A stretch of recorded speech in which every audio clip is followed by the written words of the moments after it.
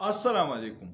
कौमों की तारीख़ में मुश्किल हालात आते हैं और लोगों से, हुक्मरानों से गलतियां होती हैं, लेकिन बाशऊर कौमें अपनी गलतियों से सीखती है, उसकी इस्लाह करती है और आगे बढ़ जाती है।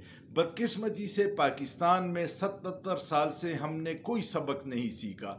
जितने बड़े वाक़यात हुए उसका उसका तसलसल जारी है। हम ना अपनी इस्लाह करते हैं और बुनियादी मसला ये है कि ये मुल्क शख्सियात के गिर्द घूमता है। अवामी मुफाद या मुल्क का मुफाद किसी को अजीज़ नहीं है। मैं आपको आज तारीख़ का एक वाक़या बताता हूँ और फिर आज के हालात को देखिए तो आपको कहानी समझ आएगी। 50 साल पहले जब जुल्फ़िकार अली भुट्टो ने इक़्तिदार संभाला तो इक़्तिदार संभालने के बाद पहला काम जो उसने किया, उसने बलूचिस्तान के मुंतखब और पहले वज़ीर आला अताउल्लाह मेंगल की हुकूमत ख़त्म की, उसको जेल में डाला और बलूचिस्तान में गवर्नर राज लगा दिया। फिर उसके बड़े बेटे को इंतज़ामिया और एजेंसियों के ज़रिए लापता किया और जब उसकी लाश मिली तो वो तशद्दुद ज़दा थी। ये बलूचिस्तान का पहला मिसिंग पर्सन था और आज तक वो आग लगी हुई है। बलूचिस्तान में उस वाक़ये के बाद सुकून नहीं देगा।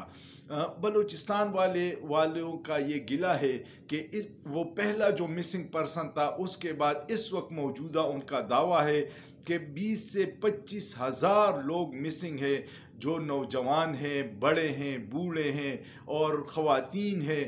ये सारे मिसिंग पर्सन में हैं। उसमें कितनी हकीकत है ये तो दुनिया को अब पता चल रहा है, लेकिन नुकसान क्या हुआ? नुकसान ये हुआ कि रियासत और अवाम में बहुत बड़ा फासला आ गया।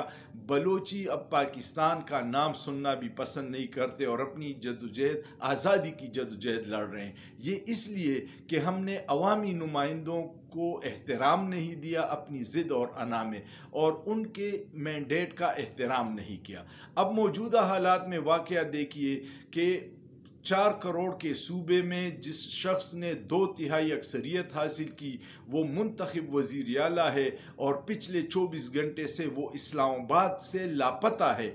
और जिस अंदाज में लापता किया गया, केपी हाउस के उनके कमरे के दरवाजे टूटे हुए हैं और उस वक्त से लापता है। अब 4 करोड़ के मुंतखब वज़ीर आला को आप इस्लामाबाद बुला के मुज़ाकिरात के नाम पे या जो भी सिलसिला है और फिर लापता करते हैं, तो वही कहानी हम 50 साल में हमने कुछ नहीं सीखा।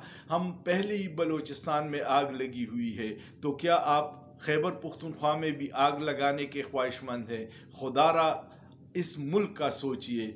ये जो बड़े बड़े ओहदों पे फैसला साज बैठे हुए हैं, इनका तो टेन्योर है, रिटायरमेंट के बाद ये इस मुल्क में रहते भी नहीं हैं, बाहर चले जाते हैं। हम जैसे गरीब और मुहिब वतन पाकिस्तानियों ने इस मुल्क में रहना है। अगर यही इक़दामात करने हैं, अपनी ज़िद और अना में अवाम की मैंडेट का तौहीन करना है, तो मुझे नहीं पता कि पाकिस्तान की किस्मत में और कितनी बदकिस्मतियाँ लिखी हुई है। खुदा पाकिस्तान को अपने हिफ्ज़-ओ-अमान में रखे, लेकिन सोचिए, सोचना जुर्म नहीं है।